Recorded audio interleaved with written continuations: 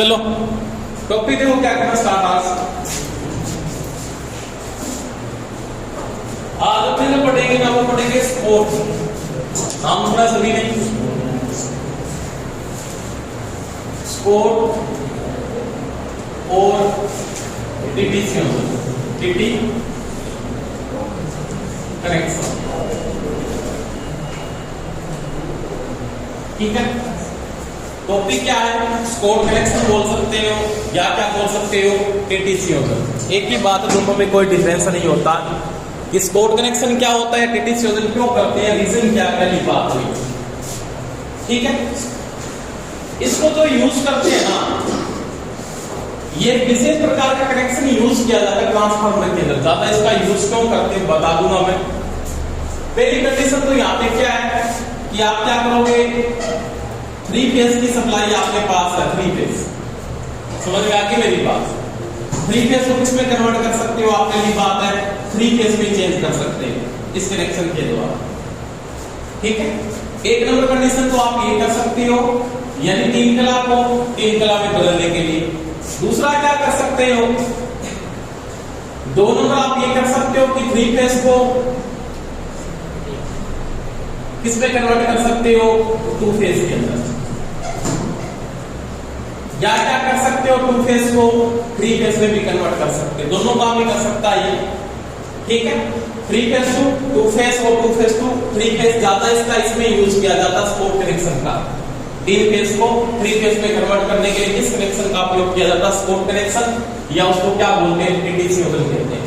समझ में आ गई बात। उसके बाद क्या हो सकता है, 3 नंबर इससे हो सकता है कि ये क्या कर सकता है, सिंगल फेज को 3 फेज में भी कन्वर्ट कर सकता है। क्या आपके पास अगर सिंगल फेज की सप्लाई है ना, तो उसको किसमें कन्वर्ट कर सकता है, यानी सिंगल फेज का मतलब 1 फेज को कन्वर्ट कर सकता है किसके अंदर, 3 फेज,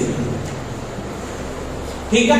और फिर इसका जो ज्यादा यूज किया जाता है वो इसमें यूज करते हैं, ज्यादा यूज करने के लिए इसमें कौन सा यूज करते हैं, 3 फेज को 2 फेज में कन्वर्ट किया जाता है। कि 3 फेज की सप्लाई है उसको किसमें कन्वर्ट करोगे, 2 फेज में कन्वर्ट करने के लिए कौन सा कनेक्शन काम आता है, उसको बोलते हैं स्पोर्ट कनेक्शन, या उसको क्या बोलते हैं, टीटीसी के नाम से भी जाना जाता है।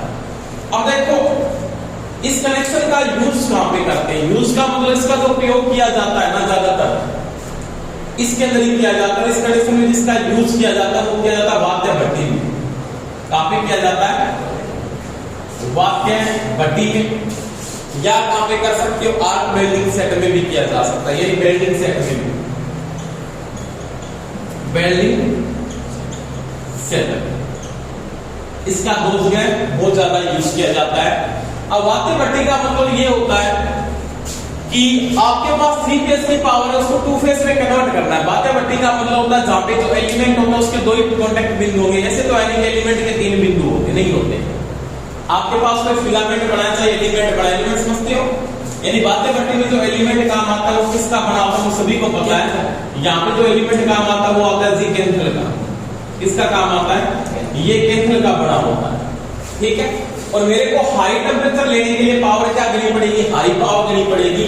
तो ये क्या करेगा, 3 फेज की पावर को कितने में कन्वर्ट कर देगा, 2 फेज में कन्वर्ट कर देगा। तो पावर आपकी इंक्रीज होगी तो वाद्य भट्टी की एनर्जी का हीटिंग भी क्या होगी, बढ़ेगी। तो नॉर्मली इसका जो यूज किया जाता है वो वाद्य भट्टी में ज्यादा यूज करते हैं, जहां पे जो एलिमेंट काम आता है वो किसका बना होता है, वो केंद्र का बना होता है।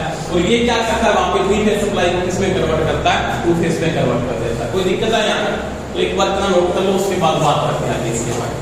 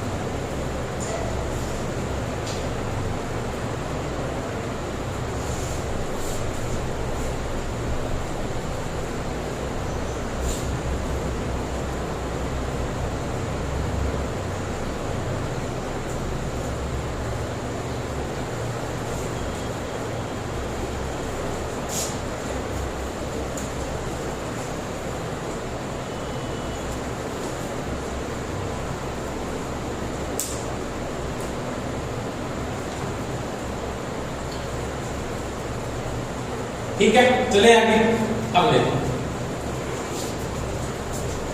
अब देखो ये स्पोर्ट कनेक्शन बड़ा कैसे होता है, किस प्रकार से इसका यूज होता है, इसमें कितने ट्रांसफार्मर काम आते हैं, तो उसके बारे में बड़ी बात करेंगे आराम से। ठीक है, देखो स्पोर्ट कनेक्शन का जो मैं यहाँ पे यूज कर रहा हूँ ना, वो नॉर्मली ज्यादा तो यूज किया जाता, मैंने भी बात की थी, इसको यूज किया जाता 3 फेज की सप्लाई आपके पास है, तो क्या करेंगे अपने 2 फेज में कन्वर्ट करेंगे, इसमें कन्वर्ट करेंगे 3 फेज की सप्लाई को 2 फेज की सप्लाई में क्या करते हैं, कन्वर्ट करते हैं। इसके लिए अपने 2 प्रकार के ट्रांसफार्मर यूज किए जाते हैं। एक तो कौन सा आता आपके पास, एक तो आता आपके पास मुख्य ट्रांसफार्मर, क्या बोलते हैं, मेन ट्रांसफार्मर होता है, समझ में आ गई बात। और एक कौन सा होता है, एक होता है डीजल, कौन सा होता है, एक होता है डीजल ट्रांसफार्मर। 2 प्रकार के ट्रांसफार्मरों का यूज किया जाता है, एक मुख्य ट्रांसफार्मर होता है, एक कौन सा होता है, डीजल का ट्रांसफार्मर होता है। समझ में आ गई बात है। अब देखो आपके पास ये ट्रांसफार्मर है, ये वाला,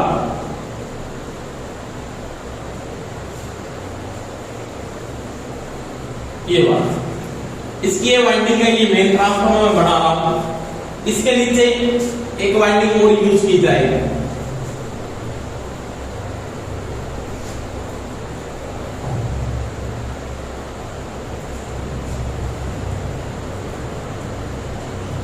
ठीक है, ये आपका मेन ट्रांसफार्मर है। ठीक है, अब अपने को क्या करना है कि मेन ट्रांसफार्मर की जो प्राइमरी वाइंडिंग है, कौन सी वाइंडिंग है, प्राइमरी, ये इसकी प्राइमरी वाइंडिंग है, ये इसकी कौन सी वाइंडिंग है, सेकेंडरी वाइंडिंग, कौन सी होगी, सेकेंडरी। प्राइमरी वाइंडिंग को 2 भागों में बांटना है, 2 भागों का मतलब होता है टर्नों को 2 समान भागों में बांटना है, यानी क्या करना है, यहाँ पे इस वाइंडिंग में अंदर यहाँ पे क्या करना आपको, N1, इसकी N1 है, N1 बटा में क्या करना है, 2 करना है, और यहाँ पे भी आपको क्या करना है, N1 बटा में 2 करना है, यानी 50-50% भागों में इसको क्या करना है, डिवाइडेशन करना वाइंडिंग, और बीच में से क्या उठानी है, टेपिंग उठानी है, और टेपिंग के साथ इसको जोड़ना है, डीजल को जोड़ना है। ये आपके पास यहाँ पे जो वाइंडिंग होगी, इस वाइंडिंग के साथ अपने किसको जोड़ देंगे, डीजल ट्रांसफार्मर को जोड़ देंगे यहाँ पे ऐसे। समझ में आ गई बात। अब डीजल ट्रांसफार्मर में जो वाइंडिंग, किस कॉन्टेक्ट बिंदु जो यूज होता है, इस वाइंडिंग के मुख्य वाइंडिंग, मेन ट्रांसफार्मर की मुख्य वाइंडिंग के 86.6% टर्नों के साथ इसको बढ़ाया जाता है, यानी N1 का जो मान है, इसमें जो टर्नों की संख्या होगी वो 86.6% टर्न, कितने होंगे, 86.6%। टेपिंग उठाने के बाद यहाँ पे जो टर्नों की संख्या यूज करोगे वो कितनी यूज करोगे, 86.6% टर्न आप यहाँ पे क्या करोगे, यूज करोगे। इसके साथ यहाँ पे एक वाइंडिंग को यूज करना है, ये वाली वाइंडिंग, और यहां से अपने को क्या लेनी है, सिंगल फेज की सप्लाई लेनी है, क्या लेनी है, सिंगल फेज। समझ में आ गई मेरी बात। अब देखो आपको जो 3 फेज की सप्लाई देनी है वो यहां से देनी है, एक फेज तो यहां से देना आपको, एक फेज आपको यहां पे देना है, ये इसका आर फेज हो गया, ये इसका वाई फेज हो गया, और एक इसका ये फेज हो गया, कौन सा, आर वाई, और इसके बाद एक कौन सा बचा, बी फेज। समझ में आ गई। अब यहां से आपको लेनी है आउटपुट, और यहां से अपने को तो ये सप्लाई देगा ना, ये कौन सी देगा, आपको देगा 2 फेज, यहां पे मिलेगी आपको 2 फेज की सप्लाई। ये इसका नॉर्मली कनेक्शन किया जाता है डीजल का। समझ में आ गई बात। आराम से देखो, ये जो ट्रांसफार्मर है ये तो डीजल का, कौन सा है, डीजल ट्रांसफार्मर, और ये कौन सा है, ये आपके पास है मेन ट्रांसफार्मर।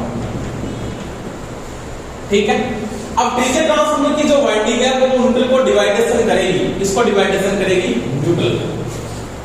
समझ में आ रही है बात में। डीजल ट्रांसफार्मर और मेन ट्रांसफार्मर जो वाइंडिंग का रेशियो मैंने डिफाइन किया, आराम से देखो। पहले मैंने यहाँ पे 86.6% टर्न लिए इस वाइंडिंग के, अगर यहाँ पे 100 टर्न है तो यहाँ पे 86.6 टर्न होंगे। समझ में आ रही है ना बात। यहाँ पे 200 टर्न होंगे तो 200 का 86.6% टर्न के साथ मैं डीजल की प्राइमरी वाइंडिंग को बढ़ाऊंगा, प्राइमरी वाइंडिंग को, यानी आप बोलोगे ये तो डीजल की कौन सी वाइंडिंग है, तो डीजल की प्राइमरी वाइंडिंग है, और ये डीजल की कौन सी है, सेकेंडरी वाइंडिंग है, और ये आपका कौन सा ट्रांसफार्मर है, मेन ट्रांसफार्मर है। अब एक बात देखो, क्या ये वाइंडिंग आपके पास बैलेंस की, यहाँ पे स्टार की वाइंडिंग बढ़ रही है एक प्रकार से, कौन सी बढ़ रही है, स्टार कनेक्टेड है, कौन सी है, समझ में आ रही है बात, स्टार की है। यानी ये बिंदु आ गया, ये बिंदु आ गया, ये बिंदु आ गया, इस बिंदु पे जाकर तीनों मिल रहे हैं, तो कौन सी वाइंडिंग को मेंटेन कर रहे हैं? स्टार बना रहे हैं। पर तो स्टार में ये जो वाइंडिंग है ना, एक प्रकार की बैलेंस की वाइंडिंग नहीं है। क्यों? यहाँ पे मान लिया 50 टर्न है, कितने हैं? तो यहाँ पे भी कितने हैं? तो यहाँ पे कितने हैं? 86.5%।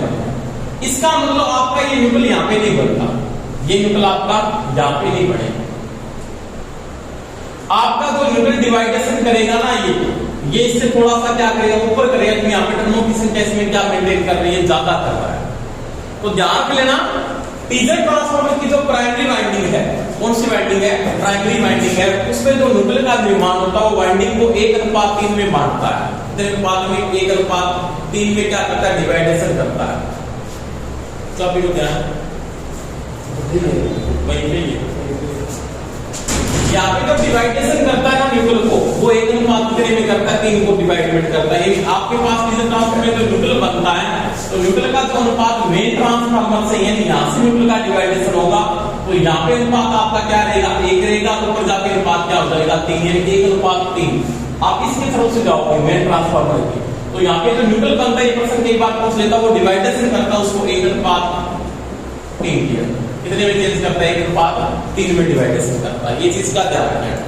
तो ये होता है स्पोर्ट कनेक्शन। कौन सा होता है? स्पोर्ट बोलते हैं इसको। क्या होता है? पीटी से होता है। अब अपने पास यहाँ पे 3 फेज की सप्लाई आपने दी, यहाँ से आपको क्या मिली? 2 फेज मिली।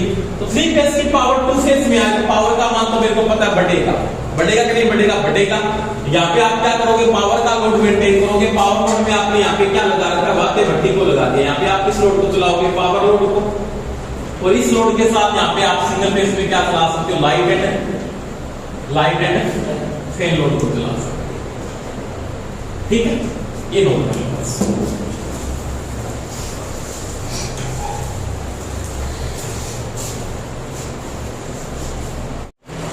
इसके बाद एक अगला कनेक्शन पढ़ेंगे, वो पढ़ेंगे ट्रस की वाइंडिंग। नाम सुना है सभी ने? कौन सी वाइंडिंग पढ़ेंगे? ट्रसरी। इंपॉर्टेंट है भाई।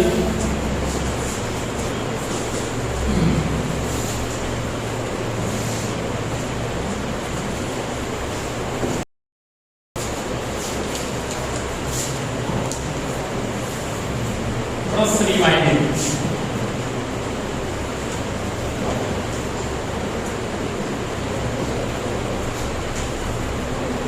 ठीक है। ये ट्रसरी वाइंडिंग क्या है और किस प्रकार से इसको यूज किया जाता है?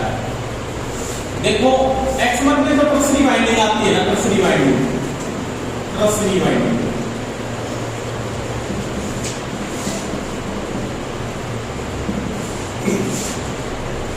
ये होती क्या है? पहली बात तो यहाँ पे जो ट्रांसफार्मर होगा ना, पहले ट्रसरी वाइंडिंग का जो यूज किया जाएगा, उस ट्रांसफार्मर का कनेक्शन उसमें होगा। तो वो चीज का ध्यान लेना कि आपको पहला प्रश्न तो यहाँ पे ये पूछेगा कि आपका जो टॉपिक चल रहा है ना, एक्समर चल रहा है। एक्समर में अपने क्या पढ़ रहे हैं? वो पढ़ रहे हैं ट्रसरी वाइंडिंग। अगर ट्रसरी वाइंडिंग का मैं यूज कर रहा हूं, तो कौन से ट्रांसफार्मर में यूज किया जाता है? तो वह ट्रांसफार्मर जिसका जो कनेक्शन है ना, क्या है? कनेक्शन किसमें होना चाहिए? स्टार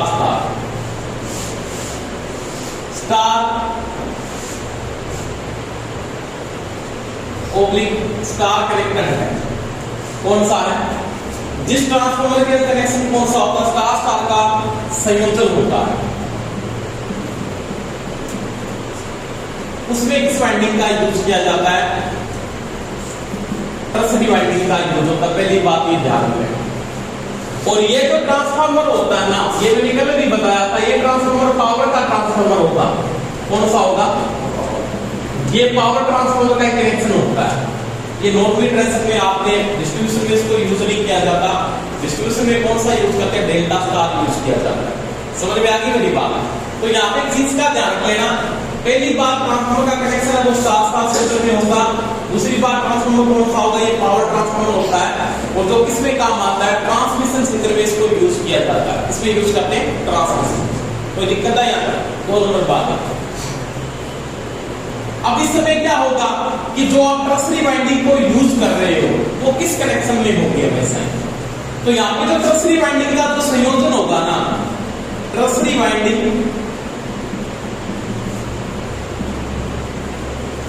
डेल्टा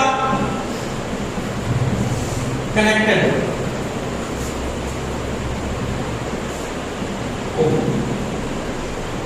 किस कनेक्शन में होगी? हमेशा ही डेल्टा में। दूसरी बात का ये ध्यान लेना है कि टर्सरी वाइंडिंग किसमें होगी? डेल्टा कनेक्टेड होगी। समझ में आ गई मेरी बात? दूसरी बात, टर्सरी वाइंडिंग का जो संयोजन किया जाता है तो यहाँ पे जो वाइंडिंग होती है, कितनी वाइंडिंगें यूज होती हैं? तो यहाँ पे मुख्य जो वाइंडिंगें काम आती है, मुख्य जो बेस्ट यूज की जाती है, तो कितनी वाइंडिंगें आप यूज करो? बता सकता है कोई भी कि आप कितनी वाइंडिंग को यहाँ पे यूज करते हो? 2 करते हो, 3 करते हो, 6 करते हो, 9 करते हो? बोलो। 9 वाइंडिंग कौन सी? 9 वाइंडिंग कौन सी होती है बता दो कि आप 9 वाइंडिंग को यहाँ पे यूज करते हो? बोलो। देखो यहाँ पे जो टोटल वाइंडिंग यूज की जाती है वो 9 ही वाइंडिंग होती है। कौन सी होती है? यहाँ पे वाइंडिंग कितनी होगी? 3। यहाँ पे भी कितनी होगी? 3। डेल्टा में कितनी होगी? 3। तो टोटल कितनी वाइंडिंग होती है? 9 वाइंडिंग यूज होती है। इस कनेक्शन में जो टोटल वाइंडिंग यूज होती है ना, टोटल वाइंडिंग कितनी होगी? 9 यूजफुल है। ये ध्यान रखना। यानी टोटल मैं 9 वाइंडिंगों को यहाँ पे क्या करता हूँ? यूज करता हूँ। किस कनेक्शन के अंदर? टर्सरी वाइंडिंग के। दूसरी बात है, इस कनेक्शन को यूज करने का मुख्य पर्पस है क्या? क्यों यूज किया गया है? किस प्रकार से इसको यूज किया गया है? और कौन सी वाइंडिंग को यहाँ पे किस प्रकार से लगाया जाएगा? यानी टोटल तो वाइंडिंग आपके पास है, यहाँ पे 9 वाइंडिंग है। 9 वाइंडिंगों के टर्मिनल आप वाइंडिंग अलग अलग यूज कर रहे हो, परंतु यहाँ पे तो वाइंडिंग 3 कनेक्शनों में मेंटेन कर रही है, स्टार, डेल्टा, स्टार। ठीक है। आपको कोई ये बोल सकता है कि टोटल वाइंडिंग किस कनेक्शन में है? तो टोटल आपके पास क्या होंगे? टोटल वाइंडिंग कनेक्शन कितने होंगे? 3 होंगे। टोटल वाइंडिंग कनेक्शन कितने होंगे? 3 होंगे। टोटल वाइंडिंग कितनी है? 9 है। वाइंडिंग कनेक्शन कितने हैं? 3 है। कौन से हैं? पहला स्टार, फिर स्टार, बीच में कौन सा है? डेल्टा। समझ में आ गई बात? तो ये नोट कर लो, टोटल वाइंडिंग कनेक्शन होंगे कितने होंगे? आपके पास 3 होंगे।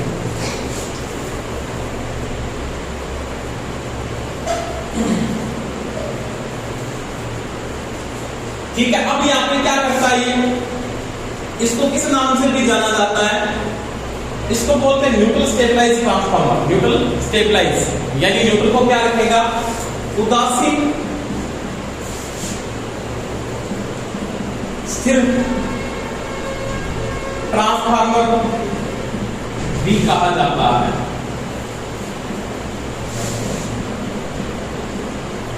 इसमें बोले तो क्या बोल सकते हैं? न्यूट्रल स्टेबलाइज करता है, स्टेबलाइज ट्रांसफार्मर है। न्यूट्रल को क्या बनाए रखेगा? स्थिर बनाने के लिए इसका क्या करते हैं? यूज करते हैं। ठीक है। अब देखो, अब इसका यूजफुल कहां पे? किस प्रकार से इसको यूज किया जाता है? कहां पे इसका यूज किया जाएगा? कैसे काम आता है? वो देखो आराम से बोर्ड पे, ये यहां पे नोट कर लिया सभी। इसके बाद देखो इसका तो बड़े यूज करते हैं। क्या करते हैं? यूज।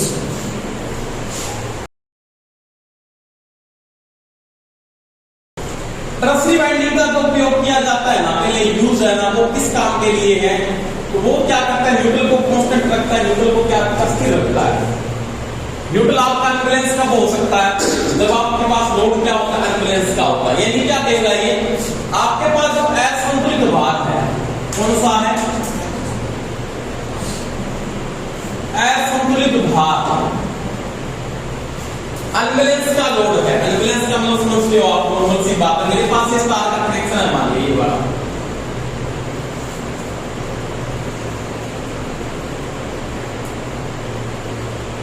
इसके 3 टर्मिनल बाहर निकलेंगे मेरे पास ये वाले। ठीक है।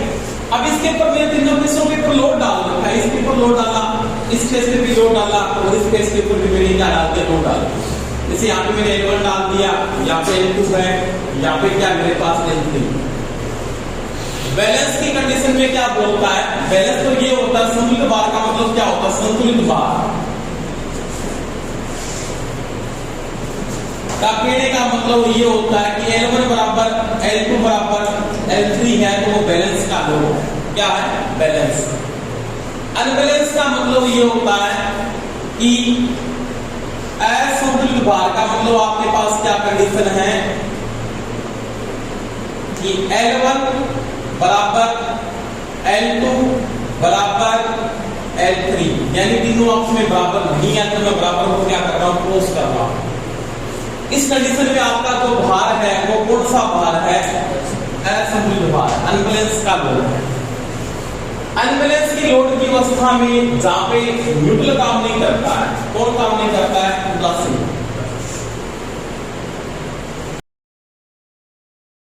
आपका फिसलता है, यानी आपको पता है कि अनबैलेंस कंडीशन में आपका न्यूट्रल स्थिर नहीं रहेगा और उस कंडीशन में आपका यहाँ पे अर्थ भी से ढंग से काम नहीं करता है। कौन नहीं काम करता? अर्थ। ये भी काम वहां पे नहीं कर पाता है।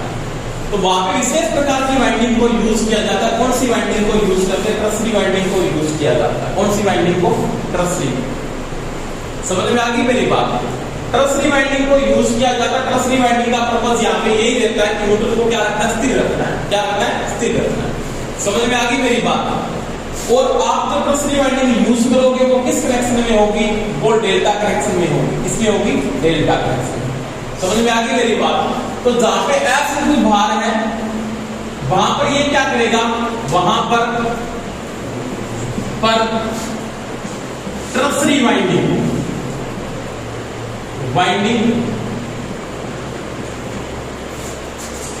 उदासीन को क्या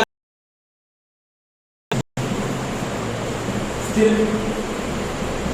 बनाए रखती है। ये इसका काम है। यानी अनबैलेंस का आपके पास लोड है, उस समय न्यूट्रल को क्या करेगी? स्टेबलाइज करेगी। स्टेबलाइज का मतलब क्या करके न्यूट्रल को क्या करता है? ये स्थिर करता है। स्टेबलाइज का मतलब होता है आपके पास जो न्यूट्रल का बिंदु बढ़ रहा है उसको क्या करना? स्टेबलाइज करना है। स्टेबलाइज का मतलब उसको क्या करना? आपके पास स्थिर करना है। क्या करना? स्थिर करना है, यानी उसको क्या करना है? कांस्टेंट करना। तो ये नोट कर लो।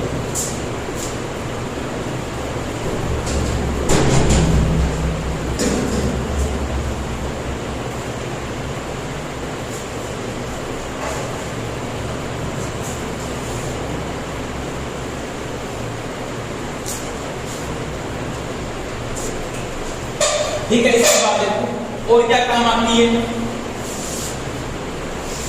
पहला काम तो इसका जो मुख्य पर्पस यहाँ पे जो यूज किया जा रहा है उसका काम यहाँ पे क्या है कि आपके पास अनबैलेंस कंडीशन में न्यूट्रल को क्या रखना? स्थिर रखना है।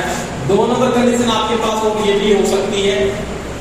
इस कंडीशन में ये जो न्यूट्रल को स्थिर बनाए रखती है ना, अनबैलेंस कंडीशन में क्या करती है? अनबैलेंस कंडीशन में न्यूट्रल को स्थिर बनाए रखती है। तो ये क्या करेगी? लो रिएक्टेंस पैदा करेगी। क्या पैदा करेगी? लो रिएक्टेंस। रिएक्टेंस समझते हो?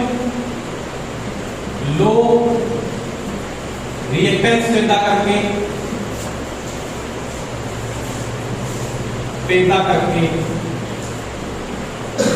उदासीन को स्थिर करती है। रिएक्टेंस क्या होता है? रिएक्टेंस, इंडक्टिव रिएक्टेंस का नाम सुना? रिएक्टेंस को हिंदी में क्या बोलते हैं? प्रतिघात। इसको आप बोल सकते हो निम्न प्रतिघात पैदा करके उदासीन को क्या रखती है? स्थिर बनाए रखती है। ठीक है, ये चीज का ध्यान लेना। उसके बाद अगर ये कनेक्शन आप यूज किया जा रहा है तो इसके द्वारा आप क्या कर सकते हो? आसानी से सिंगल फेज की सप्लाई ली जा सकती है।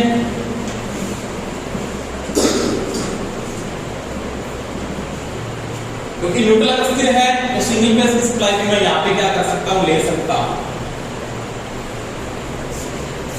और उसके साथ अन्य भार भी, एडिशनल लोड, अन्य भार भी चलाया जा सकता है।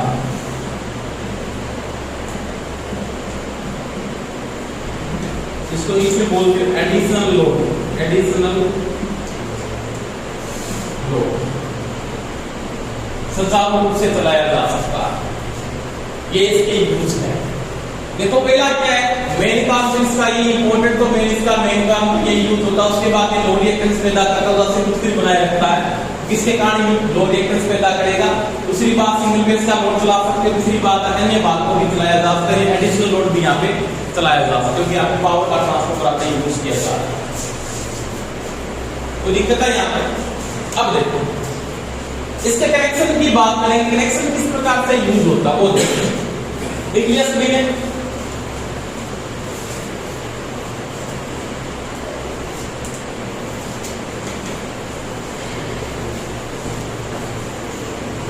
ट्रांसफार्मर का जो कनेक्शन आप नॉर्मली यहाँ पे यूज कर रहे हो ना, वो कौन सा आपके पास प्राइमरी वाइंडिंग, इसमें आपके पास तार में है।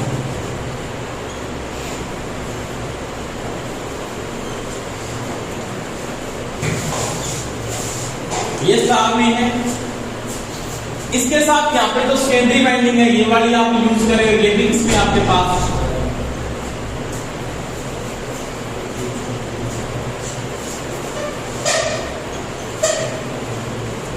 ये भी स्टार में है। यहाँ पे आप 3 फेज की सप्लाई दे रही है उसको, आर वाई और V, ठीक है। यहां से आप क्या ले रहे हो, लोड ले रहे हो। जैसे आपने यहाँ पे L1 डाल दिया, L2 डाल दिया, और यहाँ पे क्या डाल दिया, L3 डाल दिया। अब मेन क्या रीजन है, यहाँ पे क्या बनेगा, उदासीन बनेगा, उसको क्या करना, स्थिर करना, ये न्यूट्रल है। क्योंकि स्टार बिंदु से हमेशा ही क्या बनता है, उदासीन बनता है। और जहां पे न्यूट्रल कांस्टेंट नहीं रह पाता है, न्यूट्रल कहां पे नहीं बनता है, क्योंकि जहां पे अच्छी काम नहीं करती है ना, वहां पे विशेष प्रकार का ट्रांसफार्मर अपने यहाँ पे यूज करते हैं, जिसको बोलते हैं टर्सरी वाइंडिंग। न्यूट्रल कहां पे नहीं बनता, जो कोई भी जो आपका एरिया है वो या तो कौन सा पथरीला है, कौन सा पथरीला एरिया आपके पास, तो वहां पे नमी नहीं बढ़ पा रही है, या ज्यादा क्या रेतीला क्षेत्र है, वहां पे भी आपकी नमी मेंटेन नहीं हो पाती भूमि के अंदर। उस कंडीशन में क्या होता है, आपका न्यूट्रल फेल होता है। न्यूट्रल फेल होने का मतलब ये होता है कि जहां पे काम नहीं कर रहा है। क्योंकि अपने नॉर्मल क्या करते हैं कि टर्सरी वाइंडिंग को नहीं लगाते, अपने क्या करते हैं, न्यूट्रल को अर्थ के साथ जोड़ देते हैं। जैसे न्यूट्रल को आपने इसके अर्थ के साथ जोड़ दिया, तो अगर ये अनबैलेंस की कंडीशन में जाएगा तो न्यूट्रल को क्या करेगा, स्थिर कर देगा। क्योंकि अनबैलेंस की धारा इसमें चली जाएगी, अर्थ में चली जाएगी। परंतु यहाँ पे जो अर्थ है ये काम नहीं कर रहा, अर्थ आपका काम नहीं कर पा रहा। क्यों नहीं काम कर रहा, क्योंकि यहाँ पे जो क्षेत्र आपका है वो कौन सा क्षेत्र आपके पास, या तो पर्वतीय क्षेत्र, या वो कौन सा है, रेगिस्तान। उन स्थानों के ऊपर यहाँ पे नमी नहीं होगी। जब नमी नहीं होगी तो आपका अर्थ काम नहीं करेगा। इसका मतलब आपका अर्थ तो क्या हो गया, फेल हो गया। क्या हो गया, फेल। अगर आपका अर्थ फेल हो गया तो न्यूट्रल क्या होगा, स्थिर नहीं रह पाएगा, क्योंकि एम्बुलेंस का लोड है, न्यूट्रल स्थिर नहीं रहेगा। उसके लिए अपने विशेष प्रकार की वाइंडिंग डालते हैं यहाँ पे, और वो वाइंडिंग किसमें कनेक्टेड होती है, वो सॉरी डेल्टा कनेक्टर। कौन सी होती है, डेल्टा कनेक्टर, ये वाइंडिंग। इस प्रकार से बीच में वाइंडिंग को यूज किया जाता है। इस वाइंडिंग को अपने बोलते हैं टर्सरी वाइंडिंग। क्या बोलते हैं, ये आपकी टर्सरी वाइंडिंग होती है, टर्सरी वाइंडिंग। अब ये क्या करेगी, क्योंकि दोनों की जो वोल्टेज पैदा हो रही है, नोड पे एक बात देखना है यहाँ पे, ये दोनों वाइंडिंग सेकेंडरी पे काम कर रही है। इस प्लाई के साथ कौन सी है, ये है, ये भी सेकेंडरी बढ़ रही है, ये भी कौन सी बढ़ रही है, सेकेंडरी बढ़ रही है। एक ही फ्लक्स को तीनों वाइंडिंग काट रही है, पर इन दोनों का जो करंट है इसमें भी I2 पैदा हुआ। तो जैसे ही क्या होगा, इसका करंट वेरिएशन करता है, वेरिएशन का मतलब बदलाव करता है, तो ये रिएक्टेंस पैदा करेगी, ये वाइंडिंग उसको क्या करेगी, समाप्त कर देगी, और न्यूट्रल को क्या बनाए रखती है, स्थिर बनाए रखती है। समझ में आ गई मेरी बात। तो यहाँ पे जो टर्सरी वाइंडिंग को यूज किया जाता है, वो क्या करती है, आपकी जो ये वाइंडिंग है, इसमें जो रिएक्टेंस का मान पैदा, रिएक्टेंस का मतलब ये होगा तब पैदा होगा, इसमें जो रिएक्टेंस तब पैदा होगा जब इसमें करंट की डायरेक्शन चेंज हो रही है। क्योंकि सिंपल सी बात है, दोनों का करंट क्या इन फेज है, इन फेज का मतलब कला के अंदर चल रहा है, क्योंकि ये भी I2 को फ्लो कर रही है, ये भी क्या कर रही है, I2 को फ्लो कर रही है। अगर अनबैलेंस की कंडीशन में जैसे ही जाएगा तो ये लो रिएक्टेंस पैदा करके न्यूट्रल को क्या करेगी, स्थिर बनाए रखेगी, और जो धारा बदल रही है उसको क्या करेगी, ये विरोध करेगी। समझ में आ गई बात। अब देखो यहाँ पे अपने को टोटल जो वाइंडिंग यूज की जा रही है, टोटल वाइंडिंग आपके पास है कितनी इसके अंदर? तो यहाँ पे तो आपके पास टोटल वाइंडिंग है ना, वाइंडिंग है वो कितनी है? वो आपके पास 9 वाइंडिंग है। एक तो बात ये ध्यान रखनी है, 1 2 3 4 5 6 7 8 9 वाइंडिंग है। टर्मिनल कितने हैं इसके टोटल? सिरे, टोटल सिरे, टोटल सिरे कितने? 18 है। कितने हैं? 18, क्योंकि एक वाइंडिंग के 2 सिरे होते हैं। 1 2 3 4 5 6 7 8 9 10 11 12 13 14 15 16 17 18, टोटल सिरे कितने हो गए आपके? 18 टर्मिनल है। क्या हो गए? 18।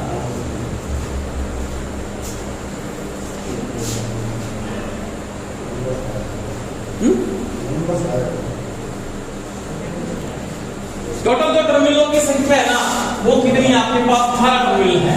लिंब क्या बोलेंगे? लिंब। इसमें जो लिंब यूज होते हैं वो कितने यूज होते हैं? 5 लिंब यूज होते हैं। लिंब का मतलब होता है जिसके ऊपर वाइंडिंग को लपेटा जाता है, उसको क्या बोलते हैं? लिंब कहा जाता है। और लिंब की संख्या कितनी होती है? यहाँ पे 5 होती है। ठीक है, तो ये नोट करो बस।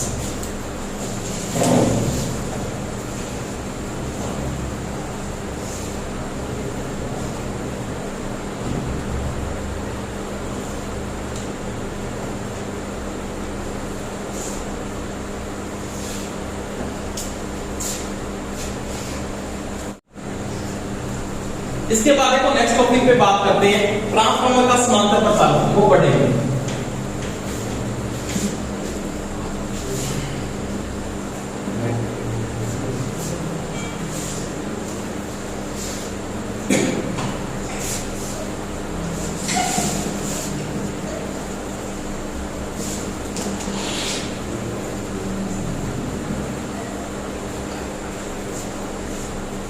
टॉपिक डाल के दिया ट्रांसफार्मर का समांतर प्रचालन।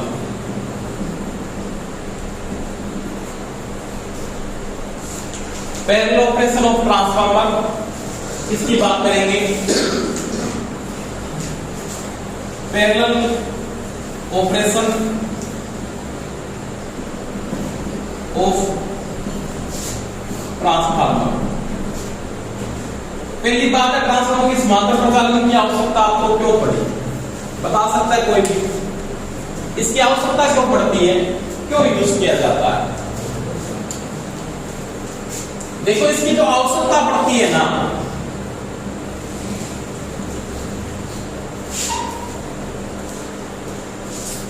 वो पड़ती है भार बढ़ने के कारण कि आपका सिस्टम ओवरलोड हो रहा है, यानी भार बढ़ गया, या किसी भी ट्रांसफार्मर का क्या करना? मेंटेनेंस करना। आपने अल्टरनेटर में भी टॉपिक पढ़ा हुआ है कि ट्रांसफार्मर पे या तो लोड बढ़ गया या अल्टरनेटर पे आपका अगर लोड बढ़ जाता है तो उस कंडीशन में क्या करना? लोड को उसे मेंटेन करना। जैसे मैं सिंपल बात करता हूँ, आपके गांव में अगर 5 साल पहले की मैं अगर बात करूं तो पूरे गांव को एक 100 केवीए का ट्रांसफार्मर चला सकता था। कितने केवीए का थी?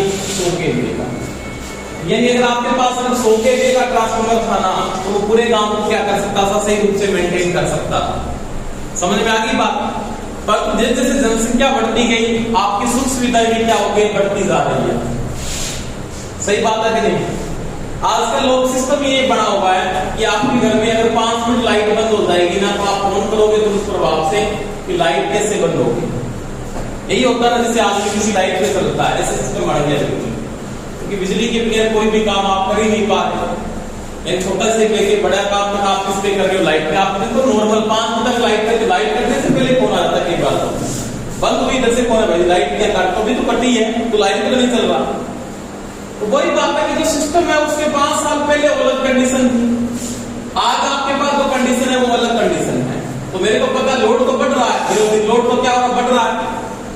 अब 100 केवीए का ट्रांसफार्मर था पहले, 5 साल पहले उस लोड को मेंटेन कर रहा था सही रूप से। अब तो इस गांव में 5 साल बाद में आपने देखा उस गांव में 100 केवीए के बहुत से ट्रांसफार्मर लग गए, क्योंकि लोड को मेंटेन करना पड़ेगा। समझ में आई बात मेरी? तो आपका क्या हो रहा है? आवश्यकता क्यों पड़ी? तो पहली बात है, भार बढ़ता जा रहा है।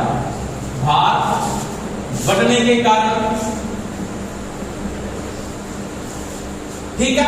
दूसरी बात क्या हो सकती है? वह कोई भी ट्रांसफार्मर है उसका क्या करना है, मेंटेनेंस करनी है, उसकी क्या करनी है, देख रेख करनी है।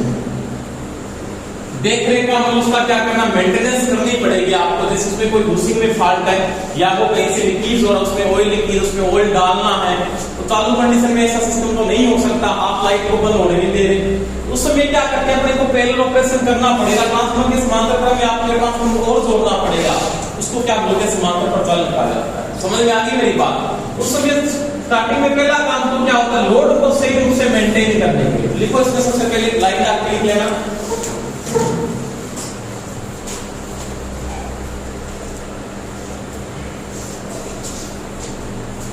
बार को सुचारू रूप से चलाने के लिए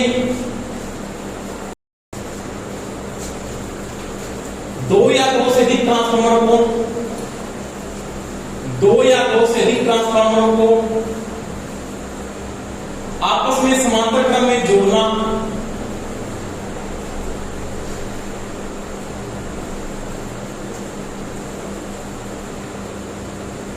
उनका समांतर प्रचालन कहलाता है।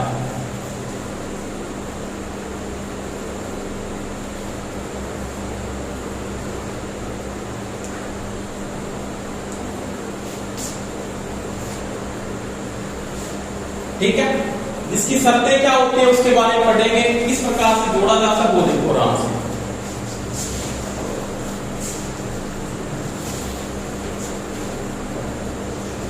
ट्रांसफार्मर जो जुड़े होते हैं वो बस बार की मेन वायरिंग के साथ जुड़ते हैं। मेरे पास एक बस बार है, ये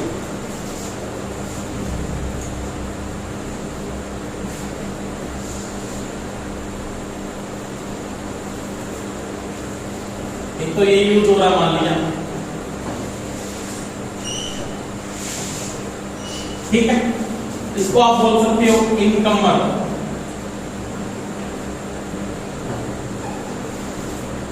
बसपा, ठीक है, और एक नीचे का बसपा होगा, ये इसके साथ जुड़ा हुआ है, इसको आप लिख सकते हो लोड बसपा।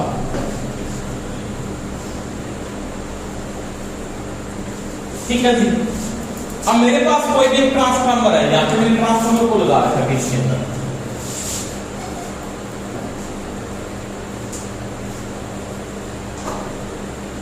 या फिर मेरे पास में जो कनेक्शन कर रखा है, मान लीजिए कनेक्शन कर रखा है,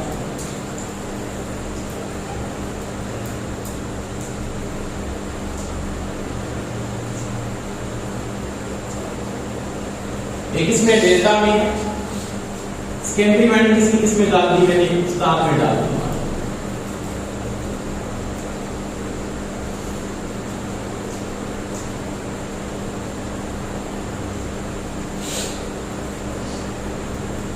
ठीक है, इसको मैंने 3 फेज की सप्लाई के साथ जोड़ दिया।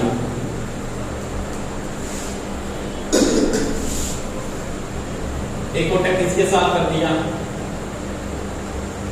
दूसरा कनेक्शन आप इसके साथ कर दिया, तीसरा कनेक्शन इसके साथ कर दिया। ठीक है, ये आपके पास जो ट्रांसफार्मर है वो 33 केवी होगी, मान लिया 11 केवी का। ठीक है, और ट्रांसफार्मर की जो पावर है मान लिया 100 केवी की है, ये मान लेते हैं। ठीक है, अब ये लोड के साथ जुड़ गया, ऐसे एक पे से जोड़ दिया, एक आपने ये जोड़ दिया, और एक आपने ये जोड़ दिया। एक ट्रांसफार्मर तो ये जोड़ दिया, इसके साथ एक ट्रांसफार्मर को और जोड़ दिया समांतर के अंदर। ठीक है, यानी एक ट्रांसफार्मर मैंने यहाँ पे वो लगा, उसका भी कनेक्शन आपके पास ये भी होता है, इसके डेल्टा है,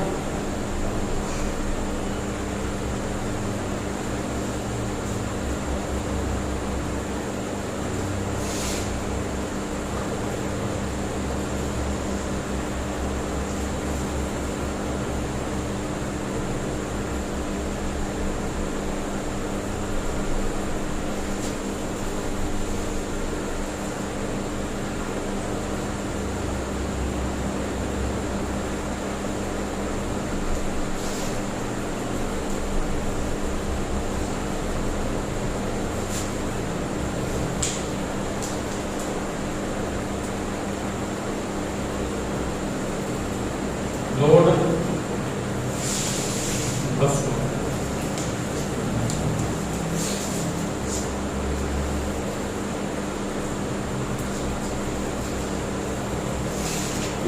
में भी जुड़ा सिस्टम ऐसे।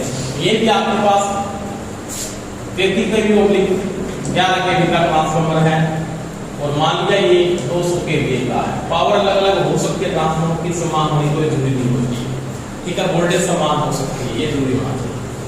तो इसकी सत्ते क्या है, तो समांतर में चलाना से पहले सत्ते क्या है, ये लोड मेन बस वाला इनकमर है, ये तो इनपुट आ रही है, यहाँ से क्या दे रहा है, ये आउटपुट दे रहा है, ठीक है। तो एक लोड बस वार होगी और ये क्या होगी, इनकम की बस वार होगी। पहली बात यहाँ पे इसकी जो शर्तें हैं वो क्या क्या शर्तें को नोट करनी आती है, इस समांतर प्रचालन की क्या क्या शर्तें होती है। पहली तो क्या होती है यहाँ पे कि टर्मिनल वोल्टेज दोनों की क्या होनी चाहिए, समान होनी चाहिए। दोनों के टर्मिनल वोल्टेज का मान क्या होना चाहिए, समान, यानी टर्मिनल वोल्टेज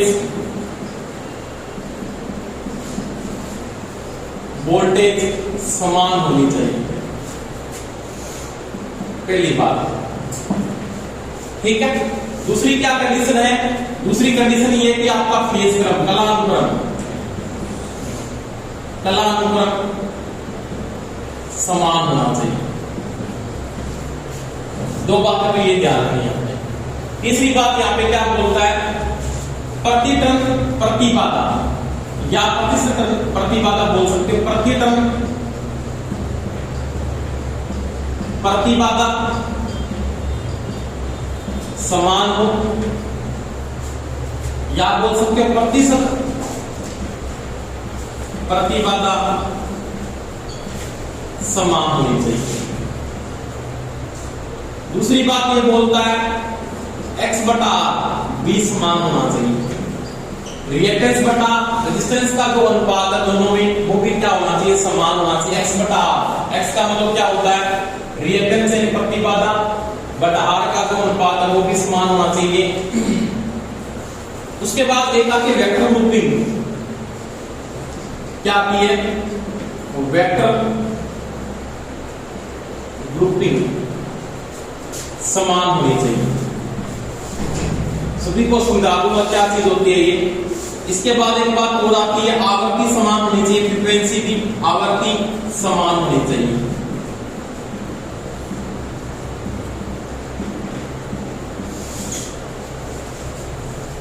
ठीक है। अब देखो ये वेक्टर ग्रुपिंग आप कोई नया समझ, थोड़ा मैं बता देता हूं। इसके कारण से क्या हो सकता है, इसके कारण से फेज डिस्टर्ब होता है। क्या होता है, फेज डिस्टर्ब। और ये किस पे डिपेंड करती है, तो ये डिपेंड करती है रेगुलेशन के ऊपर, वोल्टेज रेगुलेशन के ऊपर, जो मैंने कल आपको समझाया था। इससे पहले मैंने आपको ट्रांसफार्मर में करवाया वोल्टेज रेगुलेशन। अगर आपका वोल्टेज रेगुलेशन सही नहीं आ रहा दोनों का, इस ट्रांसफार्मर का इस ट्रांसफार्मर का वोल्टेज रेगुलेशन अलग अलग आता है, उसके कारण क्या फर्क पड़ता है। तो वोल्टेज रेगुलेशन किस पे डिपेंड कर रहा है, पावर फैक्टर पे डिपेंड करता है क्या नहीं करता। अरे बोलो, आपका जो वोल्टेज रेगुलेशन है वो तीन टाइप से डिपेंड करता है, किस किस पे, पॉजिटिव, नेगेटिव और जीरो। मैंने करवाई ये बातें। उसके कारण से आपका क्या होगा, फेज डिस्टर्ब होगा। फेज डिस्टर्ब का मतलब ये बदल जाता है, किसके कारण, पावर फैक्टर बदलता है, क्योंकि जो वोल्टेज रेगुलेशन बदलेगा उसके कारण से डिस्टर्बेंस में आएगा, क्योंकि एक लैगिंग पे चल रहा है, एक क्या चल रहा है, लीडिंग पे चल रहा है। तो ट्रांसफार्मर खुद ही क्या कर रहा है, पावर फैक्टर को चेंज कर रहा है। इनका cos फाई का मान तभी स्थिर रहेगा जब इनका जो वेक्टर ग्रुपिंग है, वेक्टर ग्रुपिंग किस पे डिपेंड करती है, वोल्टेज रेगुलेशन पे। तो वोल्टेज रेगुलेशन किस पे डिपेंड करता है, फेज डिस्टर्ब पर। अगर ये वोल्टेज रेगुलेशन चेंजिंग में आ गया तो उसका क्या चेंज हो जाएगा, पावर फैक्टर चेंज हो जाएगा। तो यहाँ पे देखो पहली बात है टर्मिनल वोल्टेज का मान समान होना चाहिए। कि दोनों की टर्मिनल वोल्टेज अलग अलग होगी तो क्या होगा, उसकी धारा इधर जा सकती है, क्योंकि टर्मिनल वोल्टेज का मान अगर नोट करूं कि यहाँ पे 33 केवी आपके पास कितनी है, 33। अगर मान लीजिए 22 केवी का है तो क्या होगा, ये क्या करेगा, लोड बन जाएगा, क्योंकि ये क्या करेगा, 33 वाला 11 से लेगा ना। अरे समझ में आए वाली बात, एक सिंपल बात है कि ये 22 केवी पे काम करने वाला है और इसकी सप्लाई कितनी है, 33 केवी। अब क्या होगा, दोनों के बीच में पोटेंशियल बन जाएगा। ये क्या करेगा, लोड की भांति काम करना शुरू कर देगा, कौन, ट्रांसफार्मर को। क्योंकि यहाँ पे किसका पोटेंशियल है, इतने का 22 का पोटेंशियल डिफरेंस जैसे बनेगा, धारा इसमें फ्लो हो जाएगी, इसकी बाकी का आपका लोड बढ़ जाता है। ठीक है। तो टर्मिनल वोल्टेज का मान समान होना चाहिए। कलानुक्रम का मतलब ये होता है कि R के साथ R जुड़ा होना चाहिए, Y के साथ Y होना चाहिए, B के साथ क्या होना चाहिए, B होना चाहिए। अगर ये अलग अलग होगा तो धारा उल्टी दिशा में फ्लो होके ट्रांसफार्मर को क्या कर सकती है, शॉर्ट सर्किट भी कर सकती है। तीसरी बात प्रतिरोध प्रतिबाधा समान होनी चाहिए, तो पावर फैक्टर का मान सही आएगा। x बटा r का रिएक्टेंस की वैल्यू समान होनी चाहिए, वेक्टर ग्रुपिंग भी समान होनी चाहिए और आवृत्ति भी क्या होनी चाहिए, समान होनी चाहिए। तो ये है समांतर प्रचालन की शर्तें, ये जब पूरी कर पाते हैं दोनों को समांतर क्रम में आप जोड़ सकते हैं। ठीक है, बस इतना ही।